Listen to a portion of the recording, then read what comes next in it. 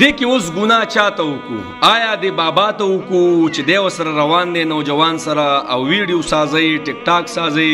ګناه د نوجوان ته وکړو چې دله دا نه دي پکار. فیصله په تاسو هم فیصله وکړئ. خو زه به یو څو خبرې وکړم. الله اکبر کبیره. چونکې زما مور بیماره ده او ما ته د آخري وخت یو قسم نه یو نقطه راته پته ولګېده چې قرآن کې الله جل شانه په د آخري عمر باندې ولې زور ورکوي چې آخري عمر کې د دې باباګانو د مور او پلار چې سپینګیري شي او بوډاګان شي د دوی به ولې عزت کې اوف هم ورته نه کې. او ولې نبي علیه الصلاة والسلام په د آخري عمر کې ډېر زور ورکړی دی؟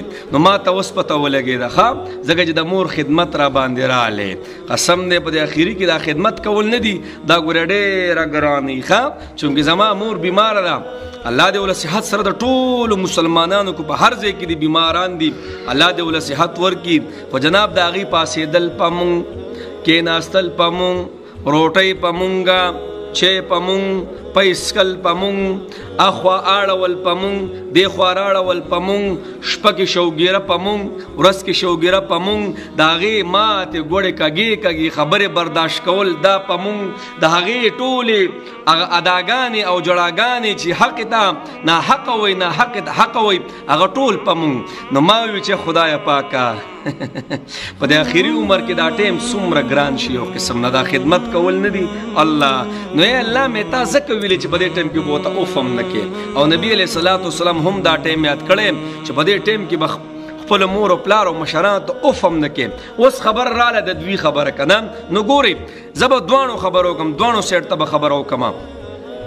ګوره خپل عزت په خپل لاس کې دی. خیال هم کړئ لکه اوس چې دا بابا کم روان دی د هلکانو سره ځان الګ کو یو قسم لا دواړو سایډ ته به خبره کو. زما دا خبره غلطي خیر دی تاسو ویلی شئ، خو بهر کې زما ذهن کې یو خواکه راله دا حاجي صاحب راله د هلکانو سره ځان الګ کو. صحیح ده که ملکان چې داسې روان وي د هغې سره ځان الګ کو، نو چې الګ شو نو هغه خپل حیثیت یې وغورځو، د هلکانو حیثیت یې چوت کو. نو د نوجوانو سره ځکه بیا دا خبره اتره وکړه چې دا ټوپۍ ول راوزغلوله د ځمکې ته. بله خبره ده الله ای نوجوانه دا حالت په د باندې راځي نه د سپینګیري الله جل شانه سپینګیري له کم مقام ورکړی، سپین سر له کم مقام ورکړی. زما محمد رسول الله صلی الله علیه وسلم فرمایي وایي په قیامت کې به د سپینګیري سره یو نورو سپین سر سره به یو نوري چې د هیڅ چا سره به نه په قیامت کې، دا به د یو بونس او چا چې په اسلام کې ګیره سپینه کړه اکو هر څنګه یې خو چې اسلام مسلمانی او ګیره سپینه کړه نو څه دی د ده دپاره جنت څه دی واجب دی. او نما محمد رسول الله صلی الله علیه وسلم فرمایي وایي سپینه ګیره سپین سر سپینه ګیره څه ده؟ دا نور دی نور، او د جهنم اور نار دی. دا نور او دا نار دا یو ځای کېدی نشي. الله اکبر کبیره.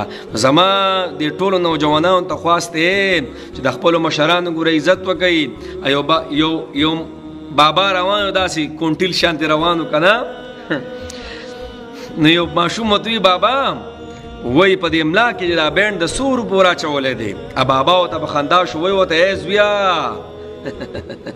یو وخت را روان دی په دې باندې پیسې نه لګي دا په خپله پکې راځي لږ صبر وکړه په تا به هم راشي. نو دا لش پش ښایسته ویښته دا ښایسته لش پش دا نه دي، دا به ډېر زر دا لش پش ځواني نرۍ وچه کلکه دنګه ښایسته روان. مولانا خو نن ډېر لش پش کې روان دی، خو زر ده چې د دې املا کې به څه ولګي دا بینډ به ولګي. زر ده چې دا تور تور ویښته نه دي په دې کې به یو چینجی د سپینو ډکو ولګي. الله دا به ډېره زر سپینه شي.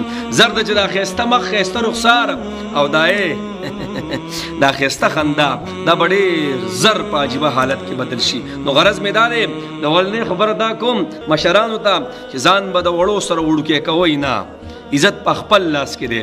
او زه کشرانو ته هم ویم چې دې مشرانو عزت ګوره کوم نه کو الله به م ګوره دنیا او آخرت کو رسوا کوي. دا عمر په ما او تا هم را روان دی. هر کې الله دې موږ ټولو باندې رحم وکړي.